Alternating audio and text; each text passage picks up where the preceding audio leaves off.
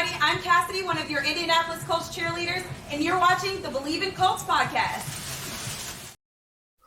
Welcome back to Bleav in Colts. I'm Lawrence Owen. With me, as usual, are my guys, Jerraud Powers, Rodney McLeod, and the championship weekend is over. Ladies and gentlemen, we have our Super Bowl team. We have the Kansas City Chiefs and the Philadelphia Eagles facing off for this year's NFL championship. Guys, how have you been this week? I've been good, man. I've been good. It was an interesting weekend of football with the conference championships, just how the games went. But, I've been good. No complaints. No complaints. Yeah, I'm doing well myself. Now into that off-season phase. Actually hooped this morning, getting back into that groove a little bit, early morning runs before the day gets started just to stay active. But all is well, man. Got some good stuff ahead. Vacation next week. Looking forward to getting away for a little bit and just relax. Absolutely. Absolutely. A lot of money. A lot of people really ticked off over the refereeing this past weekend. And honestly, a lot of people seem to put a lot of connection between the refereeing and, sports gambling. But I do want to let you guys know that BetOnline still remains your number one source for all your sports betting this season. Everything from the NFL to bowl seasons to esports. You'll always find the latest odds, team matchup info, player news, game trends at BetOnline. BetOnline features live betting, free contests, live scores for almost any sport or game imaginable. We're the fastest and easiest way to bet on all your favorite sports, leagues, and events. Head to betonline.ag to receive your 50% welcome bonus with your first deposit. Make sure to use promo code Bleav, that's BLEAV, to receive your rewards. Bet Online, where the game starts. So what do you guys think about the refereeing this past weekend? There was a lot of question marks when it comes to some of the calls and non-calls that happened, especially in one specific game that we watched this past weekend, Jerraud. It plays a part in a way, but at that same token, you can pick and choose plays from both sides that should have been called, that either that was a bad call or however you want to look at it. So, even though the refs can kind of seem, I guess, bad from a fan's point of view, I think where I get frustrated with is just the consistency. Like, if you're going to call the game bad, call everything bad. Don't just call certain, circumstances, or just because it's certain players it goes this way and not the other way. So I think that's where the confusion comes, because when it comes to professionals, they can adjust and adapt to however the game is being called. It's just a matter of being called in a consistent way. Rodney? Yeah, I think, when it comes to refereeing, the human error side of it, definitely plays a factor. Speed of the game. There's a lot of factors that determine the outcome, right, in that particular play, or why the ref called it. You just hate when you get into these sorts of games where you see play calling, how magnified those calls are and how much they can really shift a game. You look at the Eagles and San Fran game, 4th and 3. You know what I'm saying? They call it a catch on the field, and that pretty much is the difference in the game. You think about it, if they call it incomplete, momentum, everything. The momentum shifts. You now have 49ers with the ball at the 50-yard line, and maybe Purdy doesn't even get hurt, right? And then you look at the Chiefs game, that one call where everybody literally was drinking water and had to come back out on the field. That's tough. Jerraud knows as a defender, especially when you're playing the best quarterback in the league and Mahomes, you do not want to give him another opportunity to extend the drive. And so I felt the frustration from the Bengals, and it was just, it's interesting. And a lot of people obviously are talking about the calls and how do we hold referees more accountable. Maybe even getting them on the microphone after the game so I they think can that speak would their be piece as well. I think really for everybody to get more of an understanding of their position on the field. And it's a difficult spot. I do not want to be a referee, especially if there's NFC Championship or Super Bowl situation. I don't want those fans to hold me accountable for whether a team win or lost. So it's a tough position, but maybe we could find a way to hold them more accountable and just listen and learn a little bit more from them. You know how the NFL has always been about making the product better. Every year they want to expand, grow, whether it's from the revenue side, they want the product on the field to look better and better each year. I think when it comes to officiating, it might be the only thing about the NFL product and brand that's just hasn't, I guess, continue to upgrade, if that makes sense. It just seems like in this world of technology, like we should almost be on top of making sure that the game is called how it's supposed to be called, just with everything that we can do from a technology standpoint. So I definitely feel like that might be the only thing that's lacking from almost from an expected level, to where we expect the refs now to just blow a call or just be the reason or the main focus of the game rather than the players. So it definitely needs some upgrading in that department of the brand. Yeah, definitely. My biggest issue, okay, so from my standpoint, it frustrates me when I get on social media, like immediately after the Kansas City Bengals game, the hashtag NFL rigged was everywhere. It was like they honestly believe that the NFL has already got these games scripted out and they know who's going to win before the snap even, the coin flip happens, right? And I'm like, come on, right? Come on, man. I get that some of these calls, that you're looking at Kansas City, like in the Kansas City game, you had like 3 penalties right in a row that gave the Chiefs, an opportunity to continue their drive, right? You had, the situation like you were talking about in the San Francisco game. I get that some of these things happen, but as a Colts fan, I remember 2 years ago, the Colts were like 1st and goal from the 5-yard line and had 4 holding calls called against them back to back. And they couldn't even get they were out of field goal range by the time that remember that. Right? It happens. And now I get that sometimes I get where both of you guys come from about the whole, consistency, right? If you're going to call it back, if you're going to call this for this team, call it for that team, right? It just is what it is. How many times where you saw a holding call against the Bengals, and then you go over and look at the Chiefs, and they'd show this on social media, different clips with the exact same hold, the arm bar across the chest, the choke hold, and it wasn't called against them. You got to call it for everybody. All right. And I don't understand the holding call. Now, I understand also that holding, you ask an offensive lineman, it happens on every play in every game, right?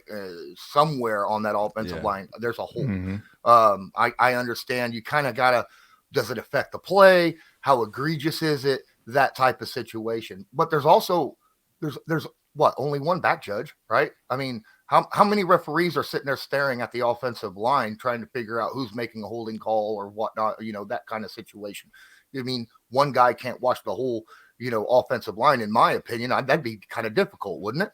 No, it would. But I feel like where some of the refs are at fault is they get caught up in the game instead of just worrying about their exact job. Because every ref on the field has a part in what are they looking at. We're looking at the box, we're looking at the back end, everybody's looking at something. And I just think sometimes the refs get so just caught up within the game that a lot of these calls kind of be blind, almost off of a field. Was that pass interference? It felt like a pass interference, let me call it, rather than really just focusing on their job. So but it is what it is. It's part of what makes our game exciting as well, because we can sit there as a defender sometimes and know that we did something illegal or something, and a ref might just come and give you a little warning, and that be real appreciative, from our standpoint. So it's all about feel, but as a player, you kind of do got to develop relationships. I remember I used to go and speak to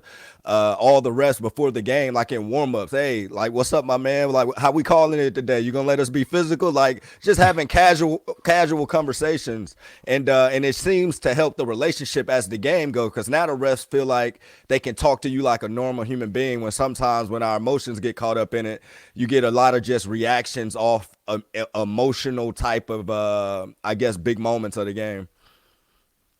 But I used to try to work the refs in every ass. I'm talking about from the time I walked in warmups. If they was out there, I'm going to talk to them, man. Like, hey, what college? Hey, you an SEC guy? Yeah, I'm one of them guys. I'm one of them. Yeah. I need all the help I can when I'm out there. The report. Yep. The report. Did the report. I know what they rank. I got an SEC guy right here. Yeah. Yes, sir. I got an Auburn guy. I think, for me, I think it was only like one ref that I really spoke to often, a couple times, because I found out he was a DeMatha alum of my high school. So outside of that, I kind of just played it cool. You know, if they say something to me, all right. But normally it was me getting after him for not calling something. Right. Like, you know. Yeah, I used to try to butter him up a little bit. I used to always feel like, man, if I can just get a conversation with him in the heat of the game, I know I can talk to him now. Like, we ain't already broke that ice. Yeah, for sure. Like you said, sure. hey, you know, hey, watch the hands right there. I didn't call it, but exactly. You know what I'm saying? Just keep your hands a little lower. Yeah, you definitely do. So you do get tips from these refs. During the game. Yeah, that's what I mean. Like, yeah.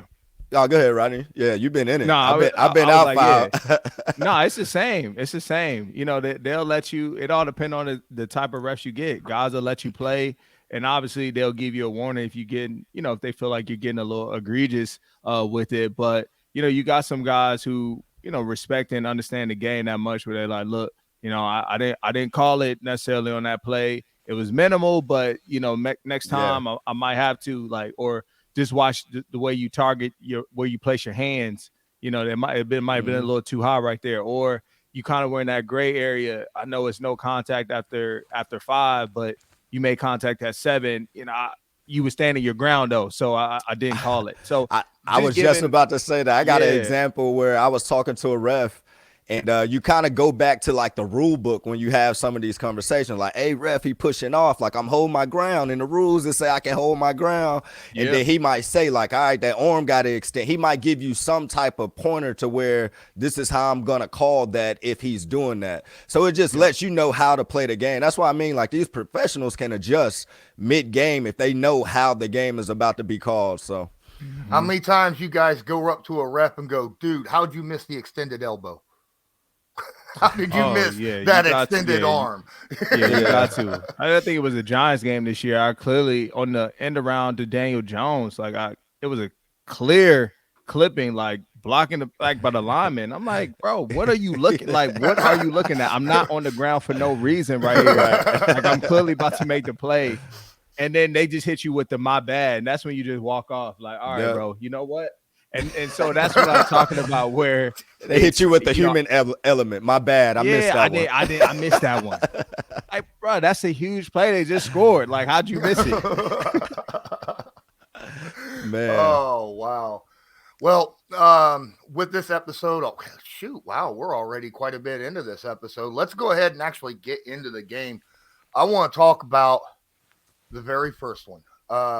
Eagles, Niners. And I'll tell you what, last week I said Eagles were going to win by 2 scores. I said that on the show, and they did. All right. Yeah, now, but you didn't say that it was going to have CMC at quarterback. No, right? No. I mean, I was surprised. I mean, after Josh Johnson went out, I was like, oh my goodness, we're going to have Deebo Samuel quarterbacking? What? You know? Man, nah, you're right. No, on that play as it happened, I looked at my wife. I said, he got a concussion. Like, I'm talking about, I saw as soon as it happened, I was like, man, they about to be down bad now. It's a wrap. And then they threw Brock back in there. I was like, oh, man, this could go left right here. Man, I really thought maybe the GM or the owner, you know, called down. Hey, look, son, man, you better get back in there. If you want that contract, this is to go to the bowl, son. We need you back in there. But yeah, I think looking at that game, there's a lot to like take away from that game. Obviously, the Eagles didn't have to play 4 quarters, with the loss of Purdy. And I think that had a huge impact on the game. Jerraud to tell you, man, when you now have the backup quarterback coming in and it's not someone like a Nick Foles, right? It's, Josh Johnson, no disrespect to him, but just the lack of experience. And you can see, immediately when he came in the game, that relieved a lot of stress off the defense as a whole.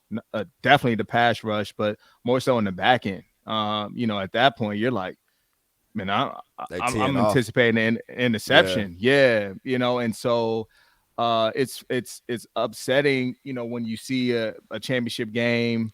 You want to have some sort of like, you wanted to be competitive and just the same game that we received from the Bengals and Chiefs. And, unfortunately that didn't happen. But I think one thing that we did see is the battle was won in the trenches.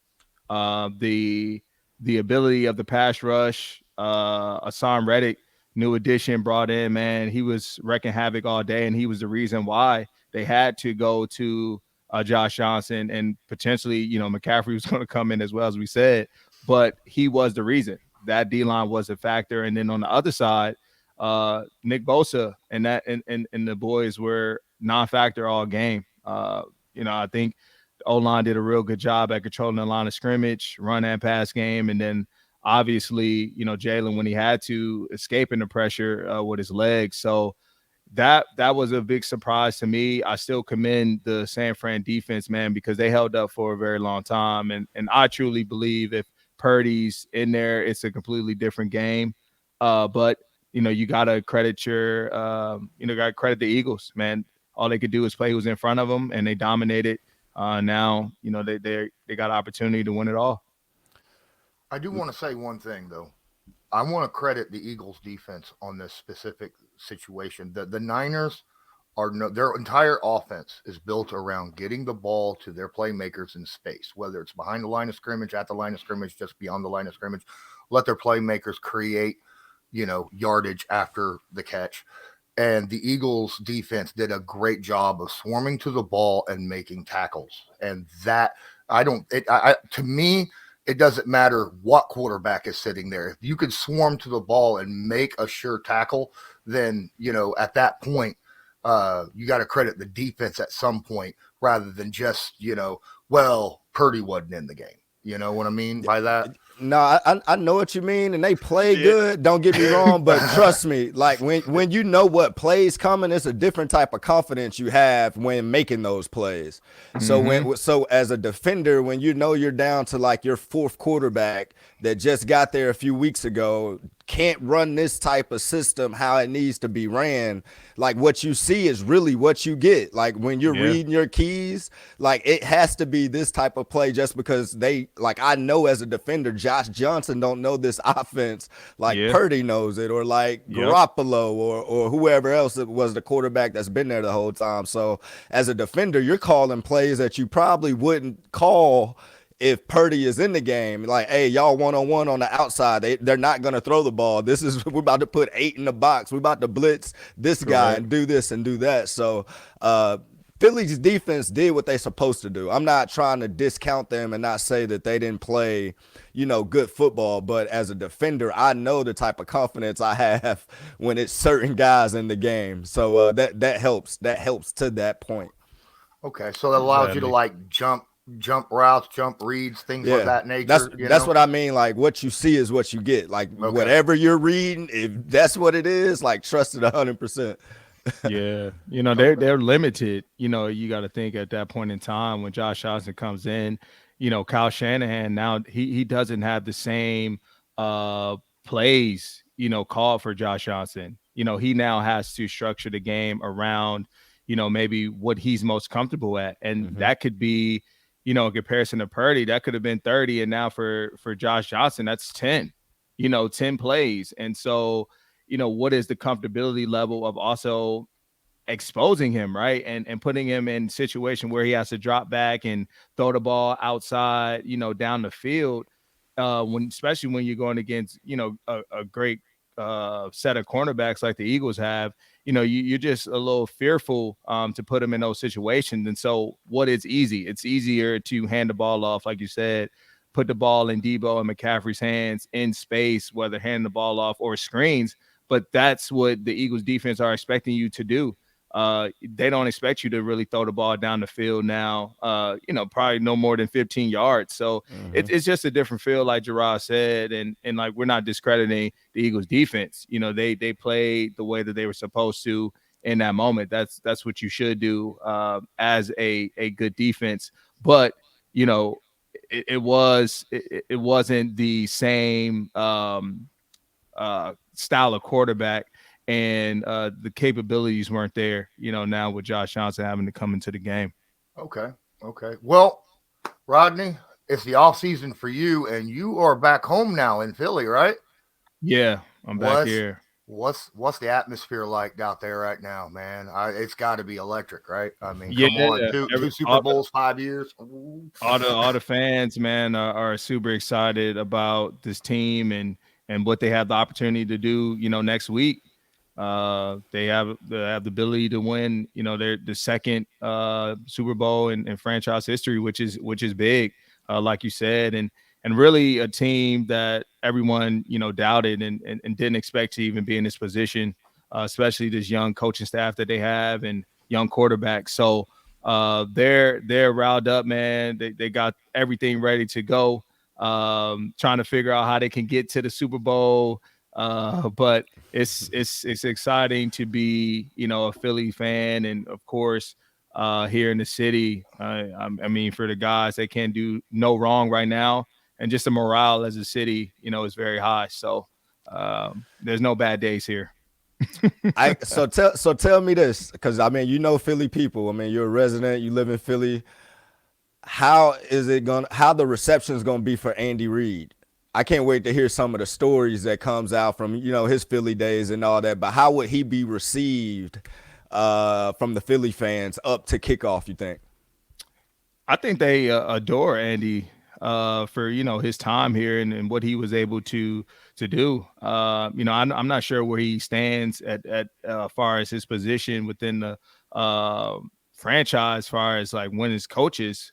But I know he has to be up there. I think the biggest thing for him was he wasn't able to win the Super Bowl here, of course, but many NFC championships and division titles, the banners that we see, that I saw hanging in up in the stadium and around the facility were because of him. And so I think they're they still have a soft spot for Andy Reid here. But of course, he's across enemy lines, so they're hoping that he can kind of, I guess, relive some of his unfortunate moments here in Philly where he wasn't able to win it. When the moment counted the most. But it's going to be a good game. Andy Reid's one of the, I think, best offensive coaches in the league.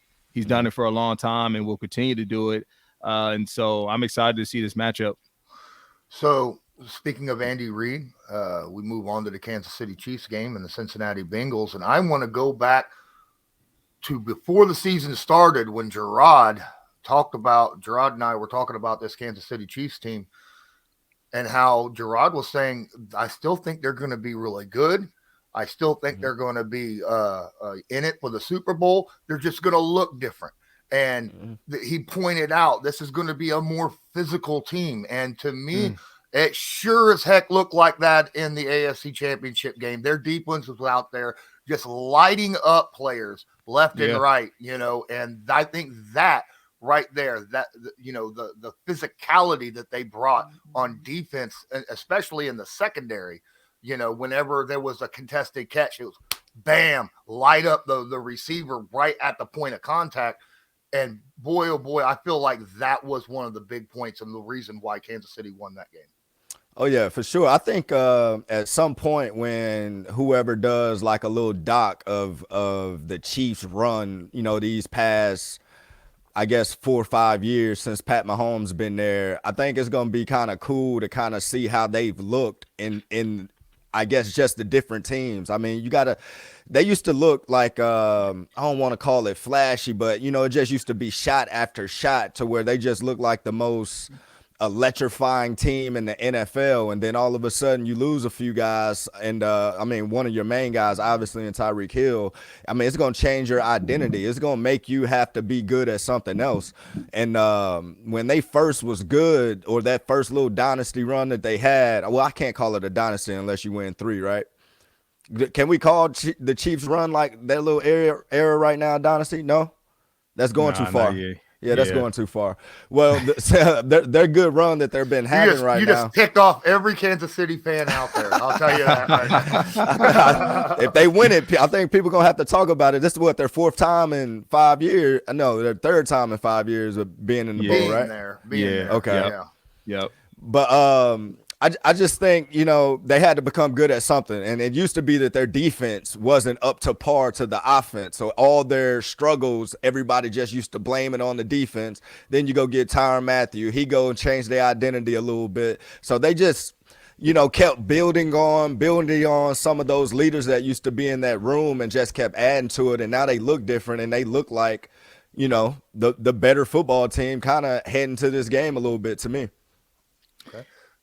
Yeah, I agree. I think that's one thing that really stood out to me is their style of play now, and how they're winning games. And you look at the 2 games, I guess, that they played in these playoffs, and they really had to grind and work for it. And I used to look at the Chief defense as a bend but don't break, you know, style defense, especially, you know, when you had, like you said, the weapons, you know, the main guy, Tyreek Hill, and they could just score so quickly, you know what I'm saying, in a blink of an eye. And now, like you said, they've lost that. And so they had to be able to adjust. And I think that's what makes, you know, Andy Reid and Mahomes, you know, who they are. You know, we're potentially looking at, you know, the next, you know, potential duo of some similarity to a Brady and maybe a Belichick. You know, with Andy Reid being kind of an offensive guru instead of the defensive mindset. But, you know, when you have the skill sets at that quarterback position, and you trust him, and, you know, he can make the guys around him better, I think you feel comfortable, unfortunately, getting rid of a guy like Tyreek Hill. And to me, I really thought they would struggle this year. And it's been surprising. They surprised me in so many ways. And I think it is because of the level of defense that they're playing, being able to get stops, you know, not timely stops, but consistent stops throughout the game. And when it matters the most. And then obviously on the other side, the Mahomes and Kelsey, also the running back, man, 10 is coming alive. You know, he's really giving them a different sort of physicality and energy to that offense that they didn't necessarily have. I think maybe the guy from LSU kind of brought that a little bit.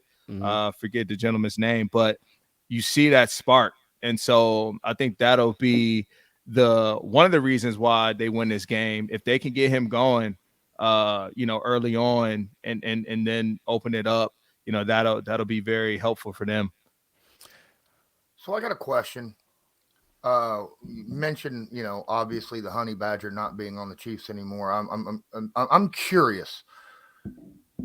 Are there players in the NFL where when they have a stint with a team, whether it's 1, 2, 3, 4 years on a team, and then they leave, their impact from being on that team exceeds the time that they spend on that team, like their, you know, what they brought to that team, you know, personality-wise? I get exactly what you're saying. I mean, just look at the Ravens defense. Why do we look at the Ravens how we look at the Ravens every year? I mean, they've had guys that left legacy, like this is how we play football over here. And that's what teams kind of build on, like for years, or for that whole entire, like, this is who we are once you figure it out. I just feel like by the time Tyrann came to the Chiefs, he gave the defense some type of identity, like respect us too.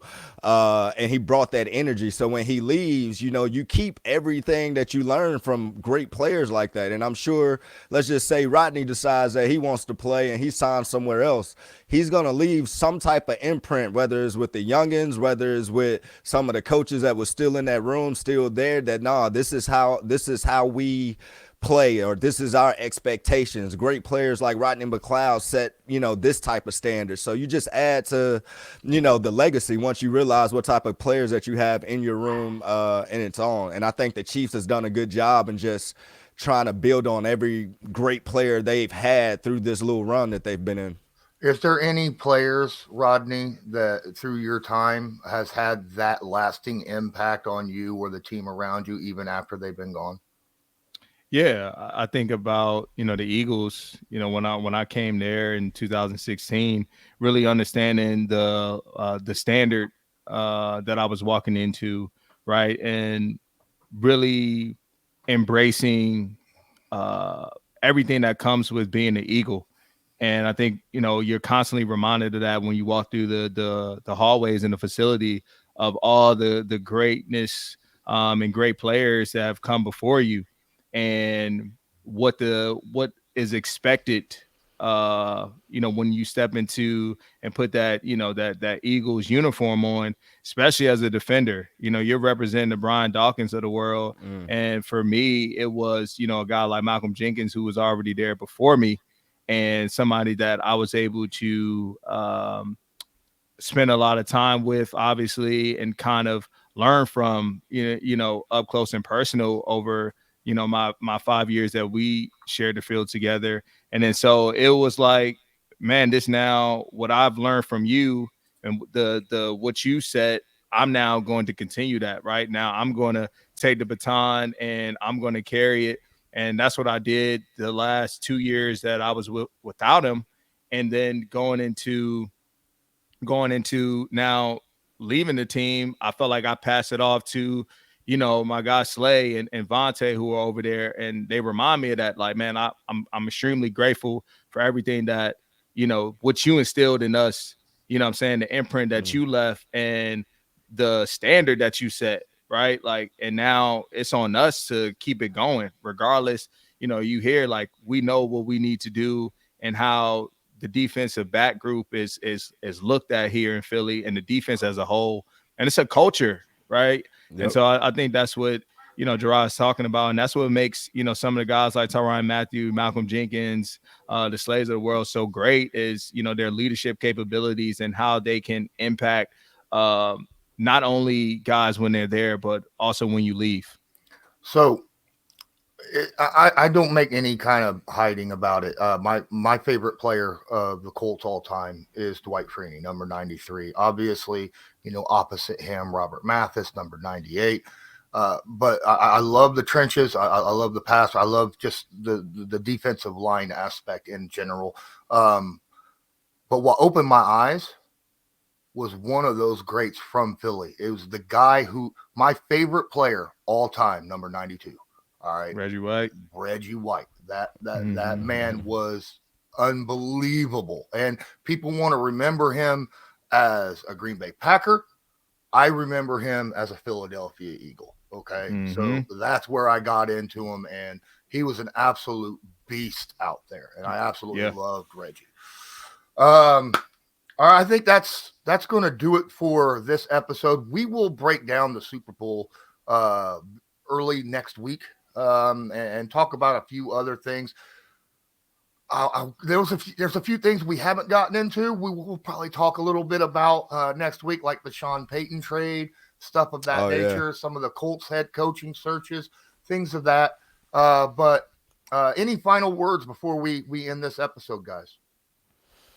I'm good, man. Wish I was going on vacation like Rodney. Me too. Man, shoot, I wish I was playing in that Super Bowl. I tell you that. You regretting? Are you regretting? Man, all I know is, man, they ain't write our script right this year. That's what we're gonna say. All right, guys. I'm Lawrence Owen. That was Jerraud Powers and Rodney McLeod. This was Bleav in Colts, brought to you by Bet Online, and as usual, go Colts. Do you believe?